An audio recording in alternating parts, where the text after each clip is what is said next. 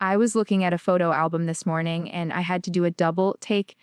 There was a picture of me holding Spurgeon as a newborn, and then I looked up and saw him walking into the kitchen, almost as tall as my shoulder, making his own breakfast. He is 10 years old, 10. It feels like just yesterday I was a new mom, panicked about how to handle one baby. And now, I'm looking around my living room and I see 6 little faces looking back at me. 6.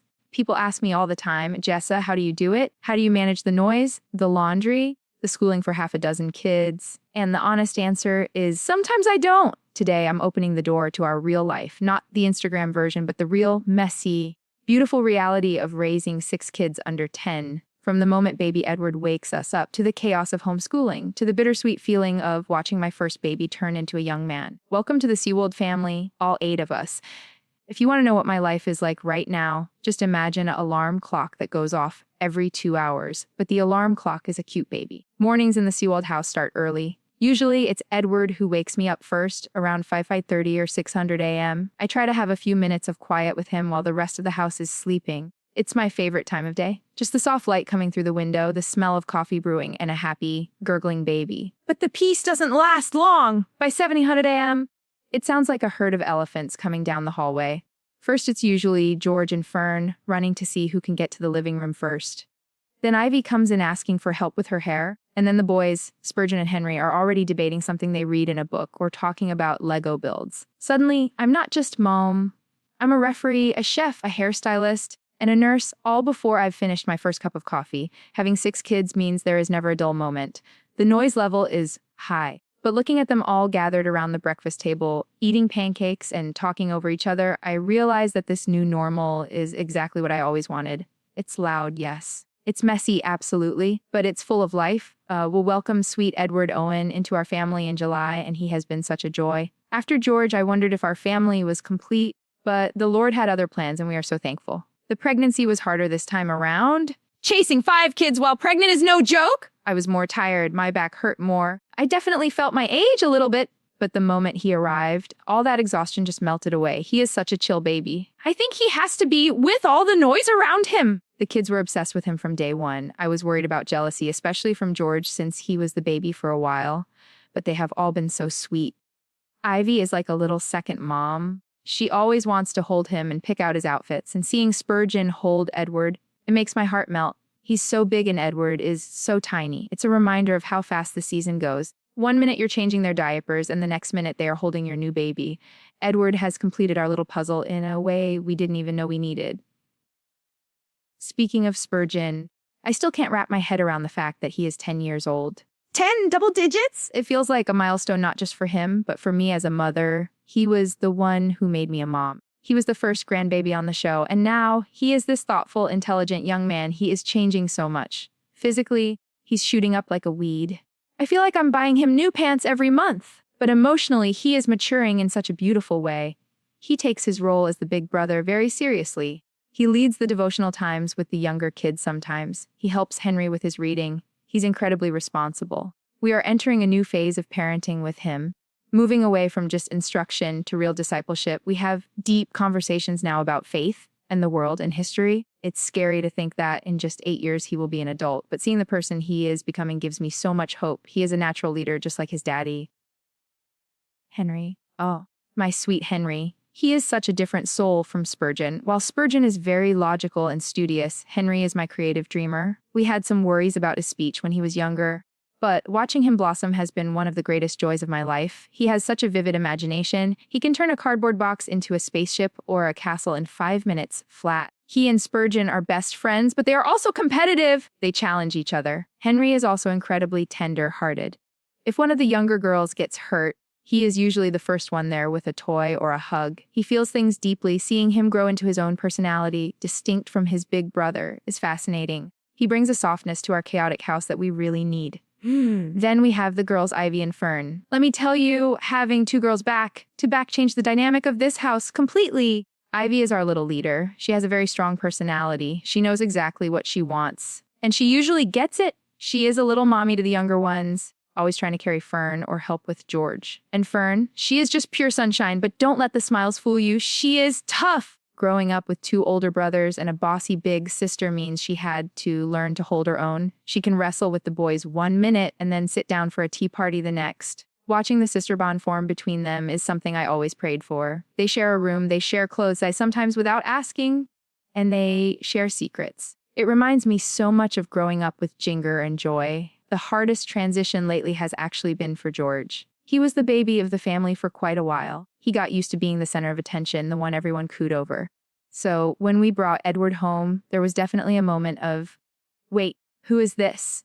We saw a little bit of regression with him. He wanted to be held more. He wanted his bottle more. It's normal, but it's exhausting as a mom because you feel like you're splitting yourself in two. We made a big effort to give him big boy jobs. He helps fetch diapers, even if it takes him 5 minutes. Now, he absolutely adores baby Ed. He gives him kisses all day long. Seeing him step into the role of a big brother, even though he's still so little himself, is bittersweet. My baby isn't the baby anymore. Okay, let's talk about the house, because this is the question everyone asks, do you fit? The honest answer, barely. We have 3 bedrooms for 8 people. It's cozy. We have had to get very creative with space. The boys are in one room with bunk beds, the girls are in another. And right now, Edward is still in our room in a bassinet, but eventually, we are going to have to figure out a new puzzle. We've talked about moving or adding on, but for now, we are making it work. We spend a lot of time outside, and we have learned to be minimalists mostly. Having a smaller house forces us to be together. You can't just retreat to your own wing of the house when you're mad. You have to work it out. It's chaotic, but it keeps us close. If you think managing the house is hard, try running a school inside of it. We homeschool just like I was raised. But teaching 6 kids at different stages is a juggling act. Spurgeon is doing advanced work now. He's reading chapter books and doing history projects. Henry is working on his writing. Ivy is starting to learn her letters. And meanwhile, I have George and Fern running around trying to help by drawing on the worksheets. I usually have Edward in a carrier strapped to my chest while I'm explaining a math problem. It's loud, it's messy. Some days we get a lot done, and some days school is just reading books on the couch and playing outside, but seeing the light bulb go on when they learn something new, that makes all the chaos worth it. People always ask about the grocery bill.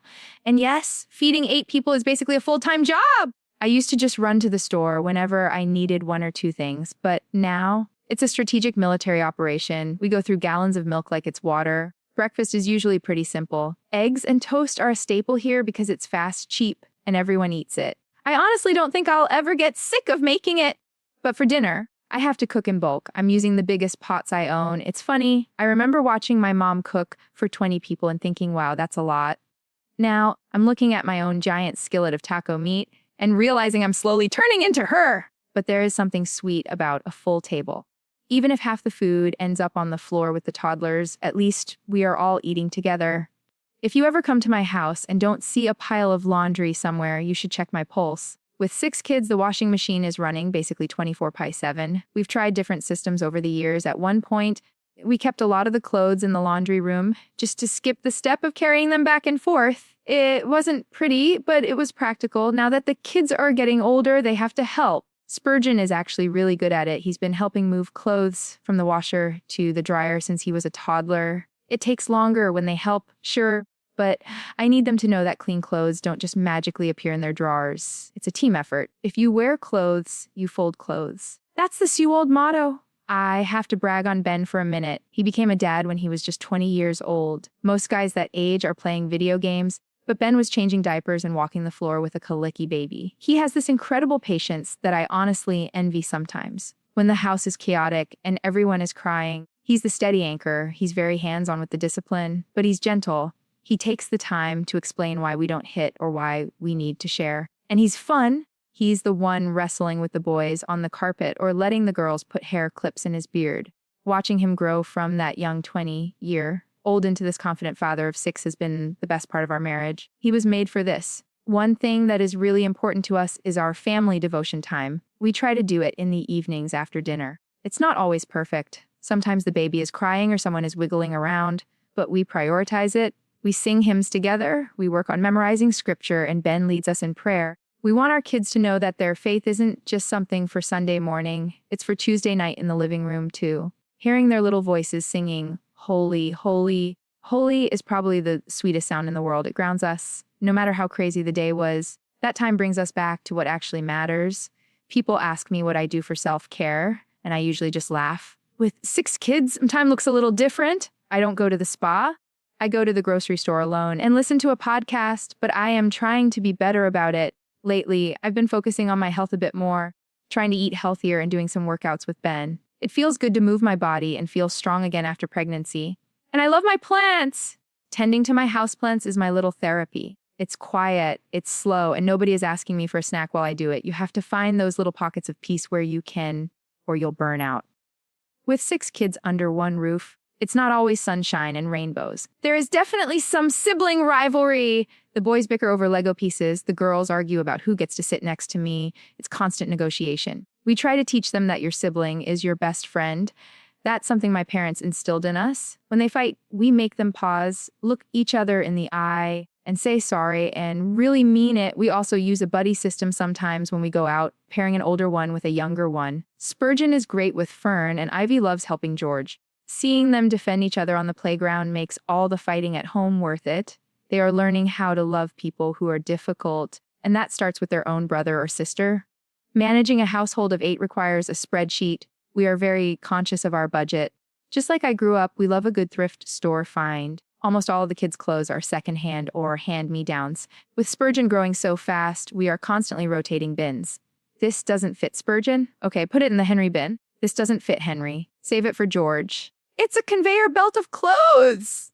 And we keep meals simple. We don't eat out a lot because taking 8 people to a restaurant is expensive and loud. We make pizza at home. We do movie nights with popcorn. The kids don't need fancy things to be happy. They just need us. I honestly don't know what I would do without our families. My mom, Grandma Michelle, is amazing. She comes over and just jumps right in. She'll fold a load of laundry while holding a baby and talking to a toddler all at the same time. She's a pro. And Ben's parents are incredible too. Having that support system nearby is a lifesaver. When Ben and I need a date night, which is rare, we have grandparents who are fighting over who gets to watch the kids. It makes me realize how blessed we are to raise our kids surrounded by so much love. They aren't just being raised by us, they are being raised by a village. Sometimes I catch myself doing something and thinking, that is exactly what my mom did. Growing up with 18 siblings was a unique experience. And I'm definitely taking a lot of those lessons into my own parenting, the organization, the chore charts, the bulk cooking. It's all ingrained in me. But Ben and I are also doing things differently. We are a little more relaxed about some things. We prioritize one time differently because we have fewer kids. For now, I want my kids to have the best of my childhood, the big family fun, but also the freedom to be individuals. Spurgeon is his own person. Ivy is her own person. I love watching their unique personalities bloom. After 6 pregnancies, my body has been through a lot. Recovery after Edward was a little slower than with the others. I'm trying to give myself grace. I'm not trying to bounce back to a size 2. I'm trying to be strong enough to carry a toddler in a baby car seat at the same time. Ben is really encouraging. He helps me make time to go for a walk or do a quick workout. It's not about vanity, it's about energy. I need energy to keep up with these boys! Staying active helps my mental health so much. Even just 20 minutes of movement makes me a more patient mom. The question everyone asks, are you having more? And honestly, we leave that up to the Lord. Right now, with 6, our hands are very full. Our house is very full. We have talked about moving to a bigger place with more land. Ben would love to have a big garden and maybe some animals for the kids. But we are content where we are. If God gives us more children, we will welcome them with open arms. If Edward is our last, we are perfectly happy with our 6 little blessings. We are just taking it one day. One diaper, one prayer at a time. I know there will come a day when my house is quiet, when there are no Legos on the floor, no fingerprints on the windows, and no little voices calling mama. And I know I will miss this terribly. So today, even though I'm tired, even though the laundry is piled high, I am choosing to cherish it.